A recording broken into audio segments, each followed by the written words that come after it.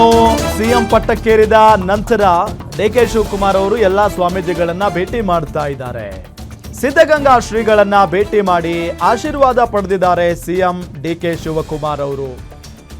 CM DK Shivakumar ಭೇಟಿ ಬಳಿಕ ಸಿದ್ಧಗಂಗಾ ಶ್ರೀಗಳು ಹೇಳಿಕೆಯನ್ನ ಕೊಟ್ಟಿದ್ದಾರೆ.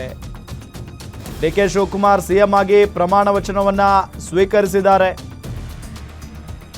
ಅವರಿಗೆ ಶುಭ ಕೋರಿದ್ದೇನೆ, ಅವರಿಗೆ ನಮ್ಮ ಆಶೀರ್ವಾದ ಇದ್ದೇ ಇರುತ್ತೆ. ವಿದ್ಯಾರ್ಥಿಗಳಿಗೆ ಬಸ್ ಪಾಸ್ ಫ್ರೀ ಮಾಡಿ ಒಳ್ಳೆಯ ಕೆಲಸ ಮಾಡಿದ್ದಾರೆ. ಮೇಕೆದಾಟು ಯೋಜನೆ ಮಾಡುವ ನಿರೀಕ್ಷೆ ಇದೆ ಅಂತ ಸಿದ್ಧಗಂಗಾ ಶ್ರೀಗಳು ಈ ಸಂದರ್ಭದಲ್ಲಿ ಹೇಳಿಕೆಯನ್ನ ಕೊಟ್ಟಿದ್ದಾರೆ.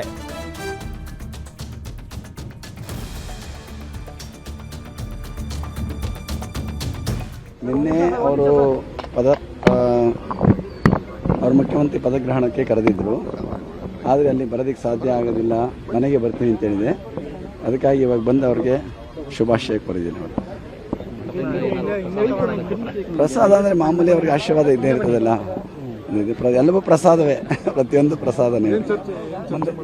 ಏನು ಅವ್ರು ಬ್ಯುಸಿಯಾಗಿದ್ದಾರೆ, ಮಾತಾಡೋಕ್ಕೆ ಬಿಡ್ತಾ ಇಲ್ಲ ಅವ್ರಿಗೆ. ಈಗಾಗಲೇ 2 ಸತಿ ಬಂದು ಹೊರಗಡೆ ಹೋಗಿದ್ದಾರೆ ಈಗಾಗಲೇ.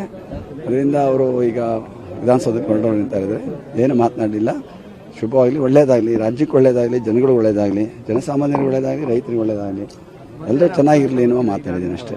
ಈಗ ವಿದ್ಯಾರ್ಥಿಗಳಿಗೆ ಭಾಳ ಅದನ್ನೇ ಹೇಳಿದೆ, ಫಸ್ಟ್ ನಾನು ಹೇಳಿದೆ, ಭಾಳ ಒಳ್ಳೆ ಕೆಲಸ ಮಾಡಿದ್ರಿ. ರೆಸ್ಪೆಕ್ಟಿವ್ ಆಗಿ ಪ್ರತಿಯೊಬ್ಬ ಮಕ್ಕಳಿಗೂ ಕೂಡ ಅನುಕೂಲ ಆಯ್ತದು, ಪ್ರತಿಯೊಬ್ಬ ಮಕ್ಕಳಿಗೂ ಉಪಯೋಗ ಆಯ್ತದು. ಅದು ಒಳ್ಳೆ ಕೆಲಸ ಮಾಡಿದ್ದೀರಿ ಅಂತ ಹೇಳಿದ್ದೀನಿ. ಮುಖ್ಯಮಂತ್ರಿಗಳಿಂದ ಏನಾದರೂ ಹೊಸ ಯೋಜನೆಗಳು, ನಿರೀಕ್ಷೆಗಳು ಏನಾರು ಇದೆಯಾ? ಅವರವರ ಅವಕಾಶ ಬಂದಾಗ ಅವರವ್ರ ಹೊಸ ಯೋಜನೆಗಳು ಮಾಡೇ ಮಾಡ್ತಾರೆ. ನನಗೆ ಅನ್ನಿಸ್ತಾ ಇದೆ ಮೇಕೆದಾಟು ಯೋಜನೆ ಆಗಬೇಕು ಅವರಿಂದ ಬೇಗ. ಈಗ ಅದೊಂದಾದರೆ ನಮ್ಮ ರಾಜ್ಯಕ್ಕೂ ಅನುಕೂಲ, ನಮಗೆ ಬೆಂಗಳೂರಿಗೆ ಅನುಕೂಲ ಆಗುತ್ತೆ. ಅವ್ರಿಗೆ ಭಾಳ ಇನಿಷಿಯೇಟ್ ತಗೊಂಡಿದ್ರು, ಅದಕ್ಕೆ ಅವ್ರ ಕಾಲದಲ್ಲಿ ಆಗಲಿ ಅಂತ ಹಾರೈಸ್ತೀವಿ.